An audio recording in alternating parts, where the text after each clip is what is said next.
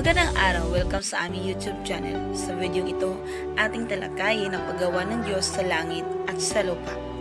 Kung bago ka pa lamang sa channel na ito, huwag kalimutang mag-like at mag-subscribe at i-click ang notification bell para updated kayo sa aming mga panibagong videos. Nang pasimula ay nilikha ng Diyos ang langit at ang lupa. At ang lupa ay walang anyo at walang laman. At ang kadiliman ay sumasaibabaw ng kalaliman, at ang Espiritu ng Diyos ay sumasaibabaw ng tubig. At nakita ng Diyos ang liwanag na mabuti, at inihiwalay ng Diyos ang liwanag sa kadiliman. At tinawag ng Diyos ang liwanag na araw, at tinawag niya ang kadiliman na gabi, at nagkahapon at nagkaumaga ang unang araw.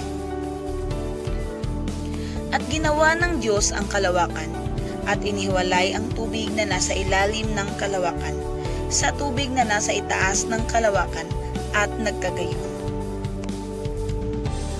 At tinawag ng Diyos ang kalawakan na langit, at nagkahapon at nagkaumaga ang ikalawang araw. At tinawag ng Diyos ang katuyuan na lupa, at ang kapisanan ng tubig ay tinawag niyang mga dagat. At nakita ng Diyos na mabuti. At ang lupa ay sinibulan ng damo, pananim na nagkakabinhi, ayon sa kanyang pagkapananim, at ng punong kahoy na namumunga, na taglay ang kanyang binhi, ayon sa kanyang pagkakahoy. At nakita ng Diyos na mabuti. At nagkahapon at nagkaumaga ang ikatlong araw. At nilikha ng Diyos ang dalawang malaking tanglaw. Ang malaking tanglaw ay upang magpuno sa araw, at ang maliit na tanglaw ay upang magpuno sa gabi. Nilikha rin niya ang mga bituin at mga inilagay ng Diyos sa kalawakan ng langit upang tumanglaw sa ibabaw ng lupa, at upang magpuno sa araw at sa gabi, at upang magkahiwalay ng liwanag sa kadiliman. At nakita ng Diyos na mabuti. At nagkahapon at nagkaumaga ang ikaapat na araw. At nilikha ng Diyos ang malalaking hayop sa dagat, at ang bawat may buhay na kinapal na gumagalaw, na ibinungkal na sa ganas ng tubig, ayon sa kani-kaniyang uri, at ang lahat ng may pakpak na ibon, ayon sa kani-kaniyang uri. At nakita ng Diyos na mabuti. At nagkahapon at nagkaumaga ang ikalimang araw.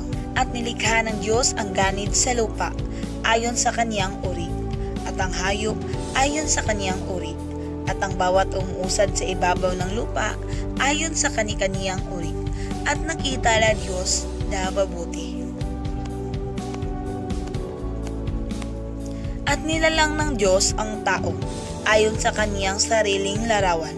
Ayon sa larawan ng Diyos siya nilalang niya sila na lalaki at babae.